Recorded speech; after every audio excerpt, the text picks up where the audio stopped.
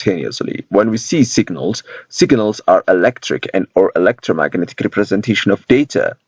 The terms analog and digital correspond to continuous and discrete signal respectively. Signaling is the physical propagation of a signal along with suitable medium. A signal is generated by the transmitter and transmitted over a medium. The signal is a function of time, but it can also be expressed as a function of frequency. Viewed as a function of time, an electromagnetic signal can be either analog or digital. The continuous signal represents speech.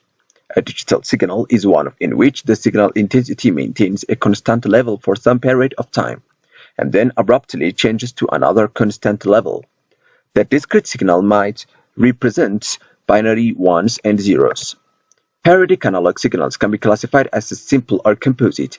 A simple periodic analog signal, a sine wave, cannot be decomposed into simpler signals.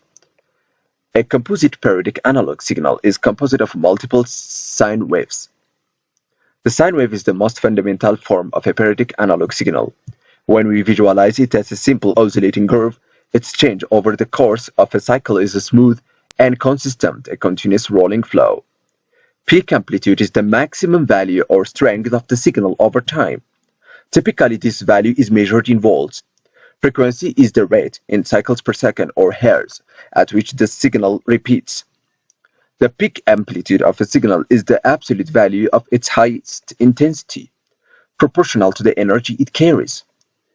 Phase is a measure of the relative position in time within a single period of signal. Wavelength of a signal is the distance occupied by a single cycle or the distance between 2 points of corresponding phase of 2 consecutive cycles.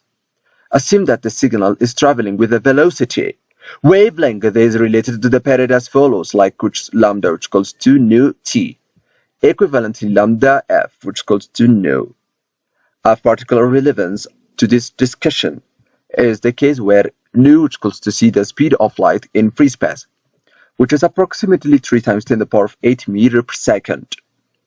We can use the equation for the frequency f which equals to 1 over t. We can use the equation for the time or period t which equals to 1 over f. Frequency and period are inverse each other.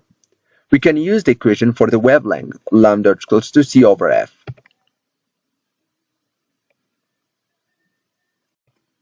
Example 2.1.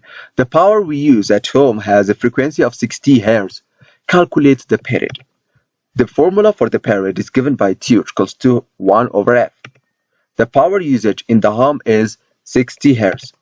So T which equals to 1 over F, which means 1 over 60 which equals to 0.0166 second. In the example 2.2, the propagation speed of electromagnetic signals depends on the medium and on the frequency of the signal. For example, in a vacuum, light is propagated with a speed of 3 times 10 to the power of 8 meters per second.